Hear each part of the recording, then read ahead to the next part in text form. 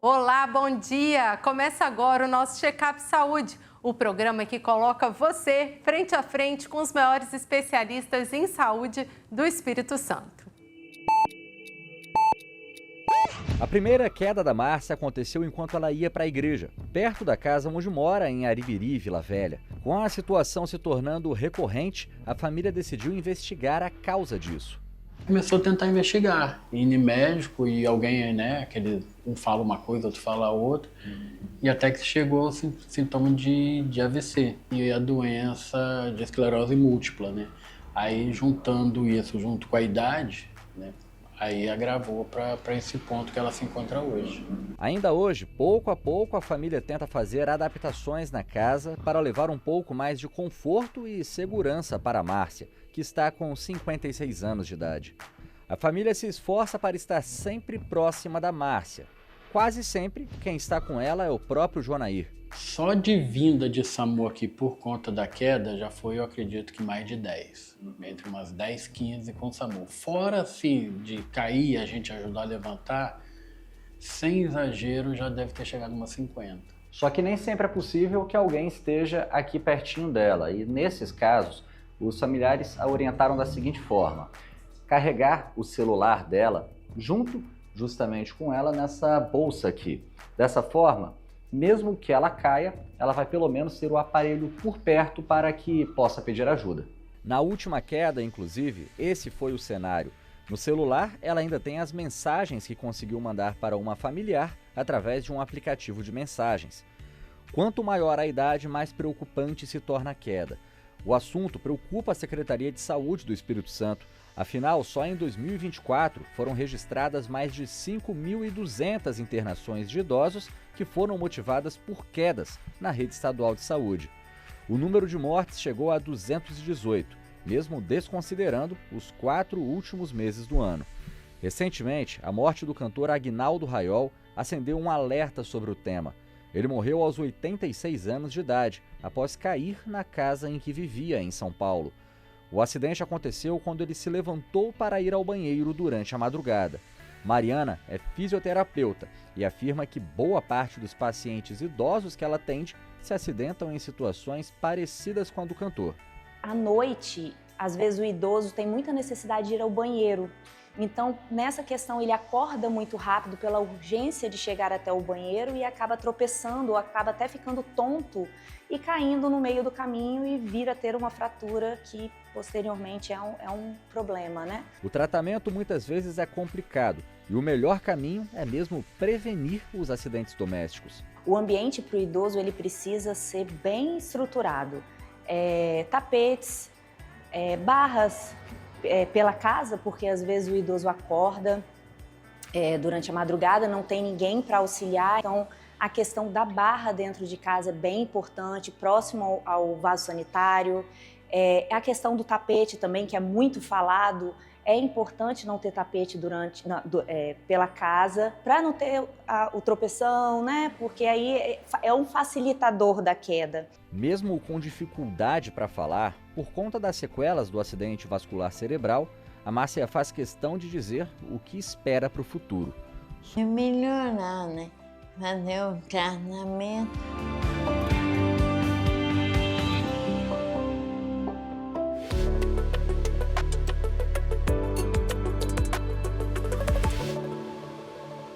Bem-vindo ao Check-up Saúde. As quedas são um problema grave, gente, de saúde pública, principalmente entre idosos. Cerca de 30 a 35% das pessoas com 65 anos ou mais sofrem quedas todos os anos. A situação se agrava com o avançar da idade. Entre os idosos com mais de 80 anos, as taxas são ainda maiores. Essas quedas não são apenas incidentes comuns do envelhecimento. Elas podem causar lesões sérias, internações prolongadas e, infelizmente, até levar à morte. No Brasil, as quedas são a terceira causa de morte entre os idosos.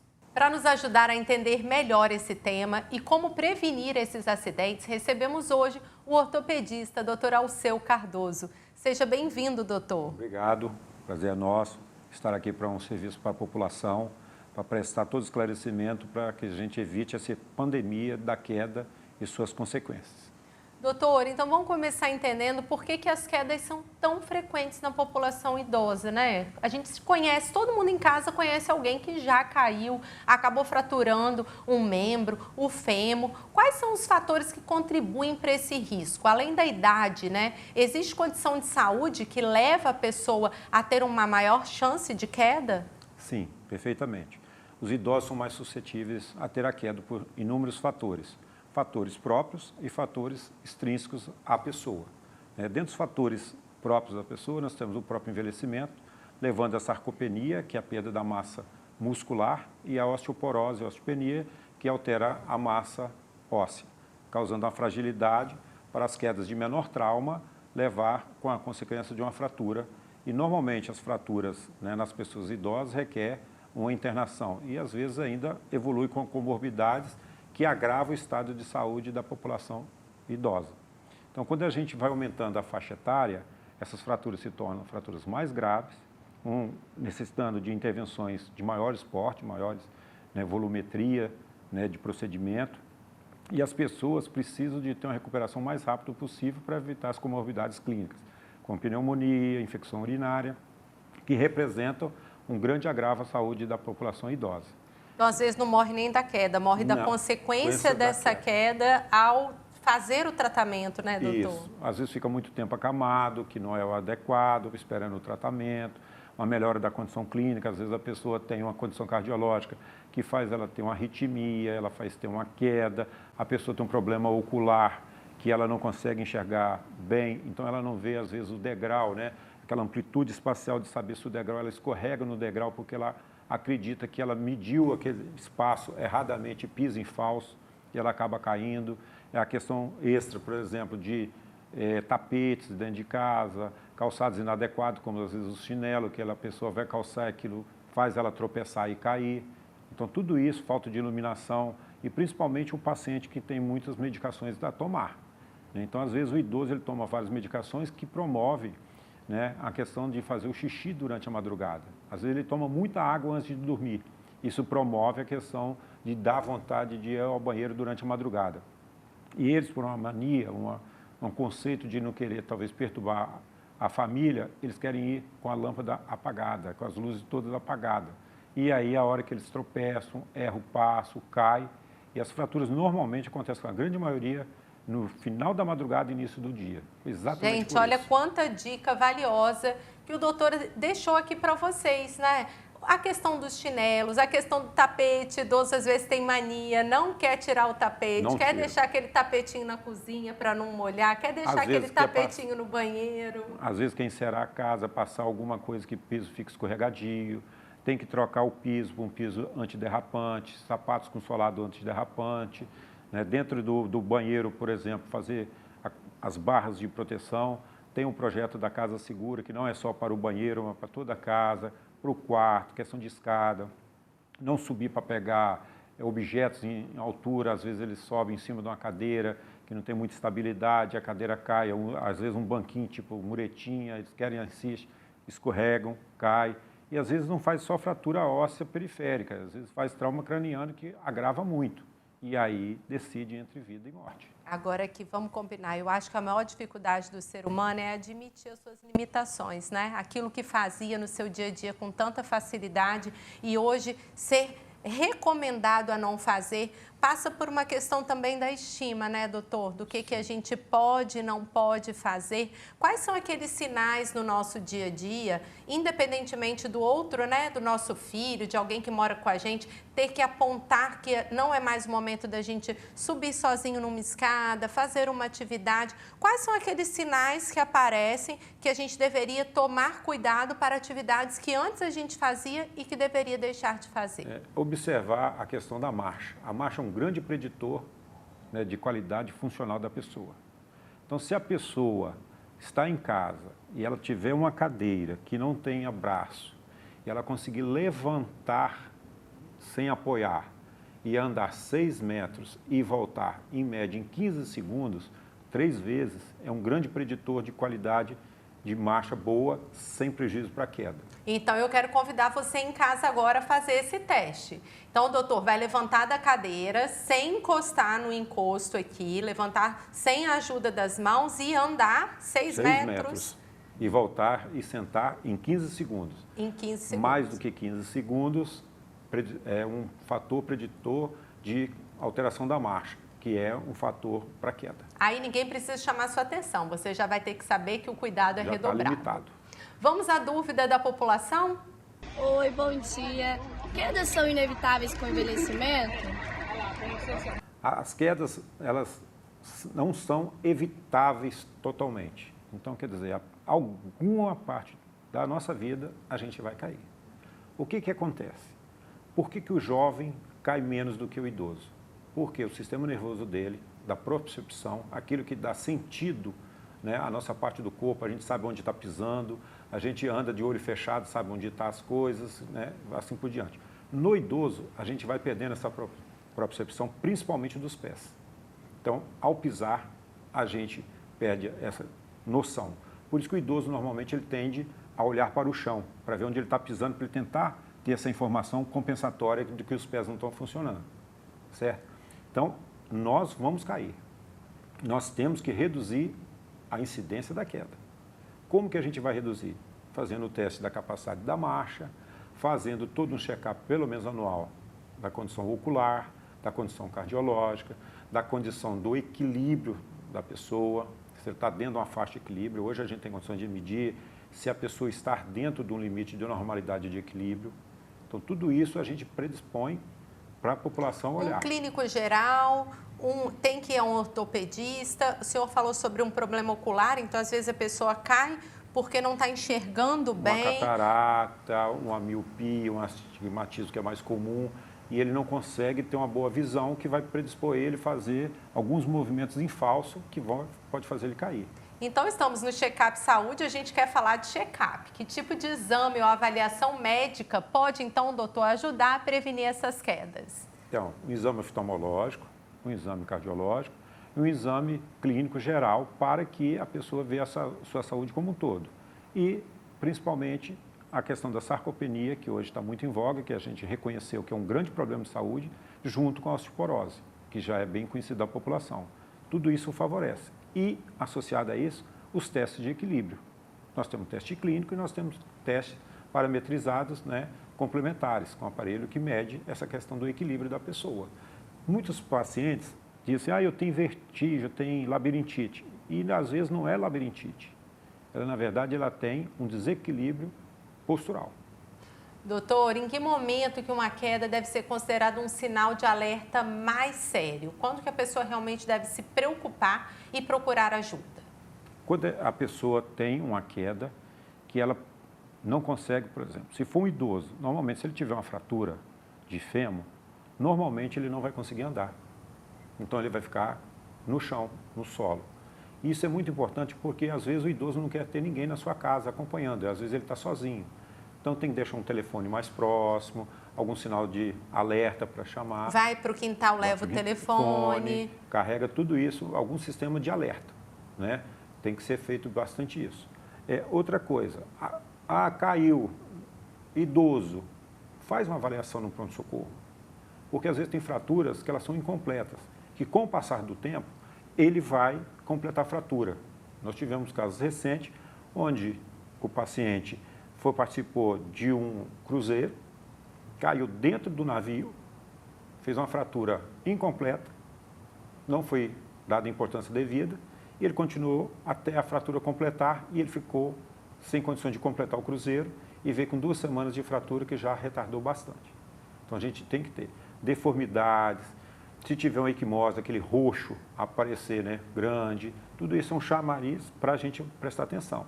A incapacidade funcional é muito determinante. E se bateu a cabeça ou ficou, né, perdeu a consciência por alguns instantes, tem que ir para fazer a avaliação. Por quê? Muitos desses doentes têm outras patologias que às vezes eles tomam antiagregante, anticoagulante, que pode sangrar progressivamente. Então, naquela hora do trauma, talvez ele não tenha nada, mas daqui 4, 5, 6 horas, o sangramento que era pequenininho vai se acumulando e ele pode fazer, né, famoso derrame, né? E isso pode complicar. Então, o ideal é que vá fazer uma avaliação. Agora eu vi no Instagram, que a gente fica vendo aqueles vídeos, um protetor que enche em volta da pessoa para quando ela cair, ela cair. Isso airbag. existe? Um airbag de idoso, é verdade? Tem isso no mercado? Tem. Só que isso a gente não vai... Por quê? Tudo que você usa de órtese, ele faz uma sarcopenia e ele faz a osteoporose. É a mesma coisa do astronauta. Ele não tem gravidade, nós respondemos à gravidade.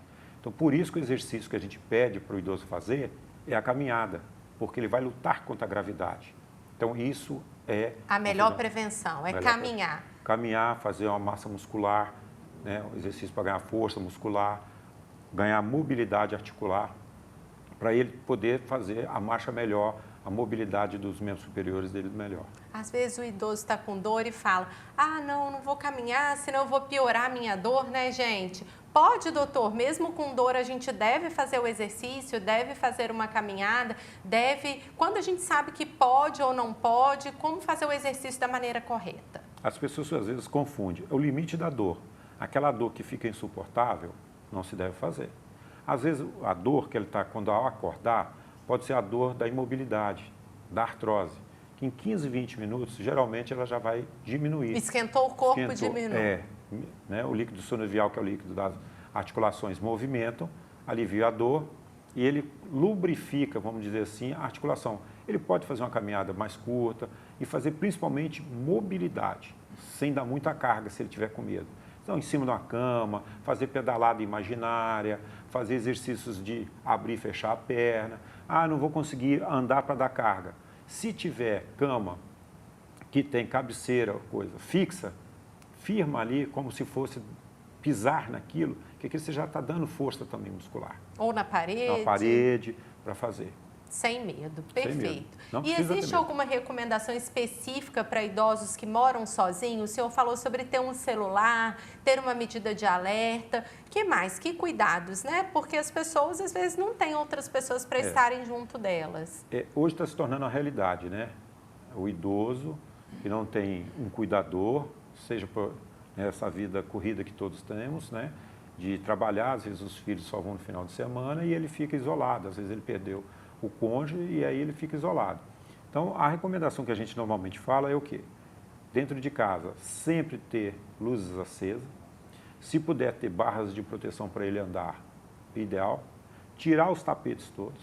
Fazer um calçado que ele usa dentro de casa, antiderrapante.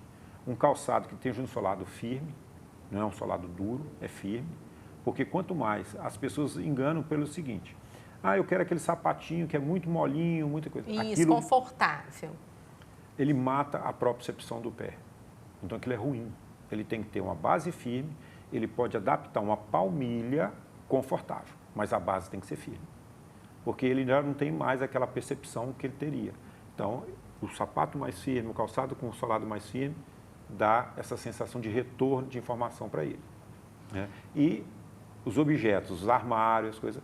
no nível que ele não precisa elevar muito o braço, usar banco, usar escada para a coisa no alto. Facilitar os movimentos do dia a dia, né, doutor? Isso. Os móveis numa altura bem razoável. Por exemplo, uma cama. Uma cama para um paciente idoso, o ideal é que ela tenha no máximo 65 centímetros de altura do solo até lá. Por quê? Teoricamente, se ele cair da cama, ele cai de uma altura menor. Se ele usar uma cama box, alguma coisa muito alta, é até difícil para ele subir, descer e se ele cair, a queda fica maior. Pior. Maior. Dicas valiosas, gente. No próximo bloco, voltamos com mitos e verdades sobre quedas em idosos. Me espera aí, é rapidinho.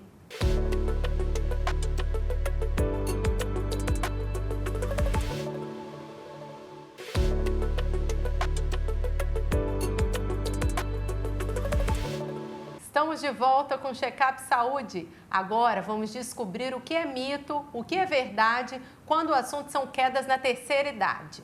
Doutora, a gente quer saber, tapetes soltos aumentam o risco de queda? Mito ou verdade? Verdade. Verdade. Principalmente esses tapetes que todo mundo faz muito acolchoado, né? Então coloca materiais que são muito escorregadios, né? Principalmente material muito sintético. Eles são muito escorregadios E se o piso for escorregadio, vai combinar duas superfícies de extrema instabilidade. Eles vão cair. Doutor, e medicações podem contribuir para quedas? Mito ou verdade? Verdade. Nós temos as medicações, né, de controle de pressão, que pode fazer uma queda brusca da pressão, né, a hipotensão. Temos os medicamentos que são usados, principalmente idosos, né, de sistema nervoso central, que pode perturbar um pouco o equilíbrio do paciente. Né, e tem medicações que as pessoas, é natural. Por exemplo, ginkgo biloba. Todo mundo adora, né? Adora Acha ginkgo que biloba. pode tomar à vontade. Mas ele faz vasodilatação. Então, essa vasodilatação que ele faz pode fazer um baixo fluxo cerebral e ele cair. Doutor, e andador ou bengala sempre ajuda a evitar quedas? Mito ou verdade? Verdade. Lógico, a pessoa tem uma autonomia, né? No teste ele fez em casa, ele tem autonomia, tudo não precisa de usar. Mas as pessoas que já têm mais dificuldade, use o andador. Grande protetor. A gente orienta sempre no consultório, por quê? É melhor um andador do que uma cadeira de roda. Maravilha. É melhor do que uma cama. Então, não quer ficar na cama, você não quer ficar parado? Anda de andador. Porque vai cair. E as muletas, tem que olhar o estado de conservação desses aparelhos. Às vezes a muleta ela tem uma parte de borracha embaixo, né, que ela faz um contato de maior resistência, maior durabilidade, de maior pegada no solo. Se ela estiver desgastada, tem que trocar. Senão não vai valer de nada, ela vai escorregar também. A mesma coisa do andador. Hoje tem andadores modernos que tem até uma cadeirinha para ser adaptado. Andou uma certa distância, quer parar, ela tem um assento, a pessoa senta, descansa, anda de novo. A SES alerta para um número de quedas entre idosos. Mais de 5.000 internações só neste ano aqui no Espírito Santo, com fratura de fêmur sendo a mais comum. A orientação, gente, é simples. Sapato antiderrapante, casa segura e, em caso de queda, como o doutor falou, buscar a unidade de saúde, buscar o pronto-socorro, chamar o SAMU. Nos casos graves, o tratamento pode continuar com reabilitação em casa pelo programa Melhor em Casa. E o CREFES oferece bengalas e cadeiras de rodas se forem necessários. Eu fico por aqui, você pode rever o programa no YouTube do Folha Vitória. Semana que vem tem mais Check-up Saúde às 10h30. Eu te espero. Obrigada, doutor, por toda a sua contribuição. Uma aula para as pessoas terem mais segurança em casa. Eu que agradeço, estamos sempre à disposição para a população.